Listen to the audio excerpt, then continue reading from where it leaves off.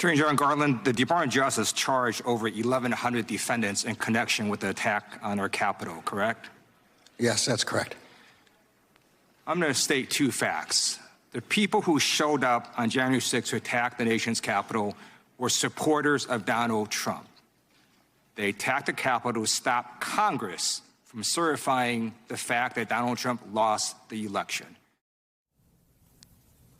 So that was Congressman Ted Lieu, Democrat from California, calling out his GOP colleagues and their conspiracies about January 6th during their hearing with Attorney General Garland this week. And some of those very rioters Congressman Lieu was referencing are continuing to face serious consequences. One New York man who punched an officer and stole his shield during the riot was just sentenced to 3 years in prison.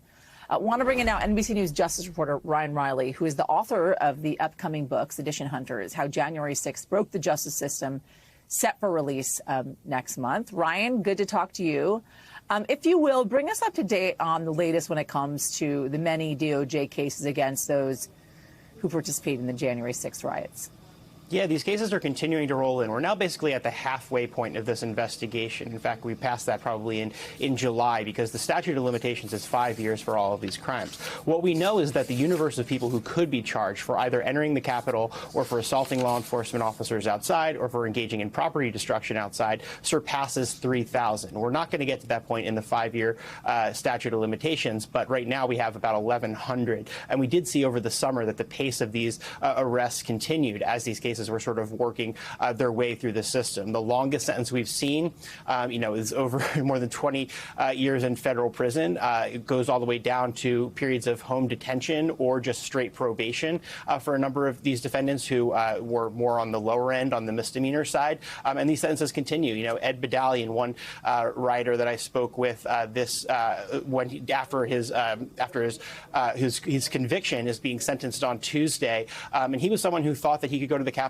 and citizens arrest Nancy Pelosi that day. He continued to insist that he could do so even throughout his trial and when I spoke with him afterwards. And that's now words that prosecutors, after I posted a video on Twitter, are now going to be using against him in court this Tuesday. So these cases are continuing and more cases continue to go in, but the sleuths have identified hundreds of people who have not yet been arrested.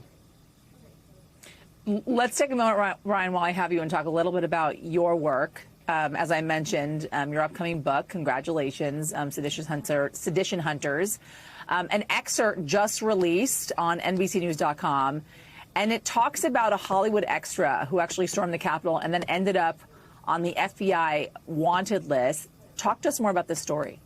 It's a really fascinating one. He was known as Swedish Scarf, and that's because he was wearing a scarf that was from the small town that there were only 700 of these scarves made, and he actually lost that scarf at the Capitol, and everyone was tracking this person. How did he get this scarf? This was one of the cases that this was kind of a mystery to the sleuths. Even though the sleuths have been far ahead of the FBI in a lot of these cases, they couldn't identify this person, but they knew a lot about his background. They knew a lot about his associates. The problem was that he was going by a fake name. He was actually going as Jeff, and he had a romantic relationship with another rioter, a woman who was in a Louis Vuitton shirt as she screamed over a bullhorn and gave out her Instagram handle. So Gina and Jeff, as she knew him, had this romantic relationship after the Capitol attack. But lo and behold, finally, he was charged, but now they finally unsealed these charges, and now the FBI is officially looking for him. He's believed to be overseas. And he was an extra in all these movies, all these music videos, John Mayer music videos, and just Leanne Rimes was another one. So just a bunch of these that facial recognition picked up. So a really fascinating backstory for someone that could have very well been one of these Ray Epps conspiracies had it gone a different way. But there he is now. Finally, the FBI added him to the list. He's already been charged, and there's a warrant out for his arrest. So they're still out there looking for him. They believe he's overseas. And that is just a snippet of Sedition Hunters, How January 6th Broke the Justice System, set for release next month. You can check out the newly released excerpt from Ryan and his upcoming book on NBCNews.com. Ryan Riley, thank you, Ryan. Appreciate it.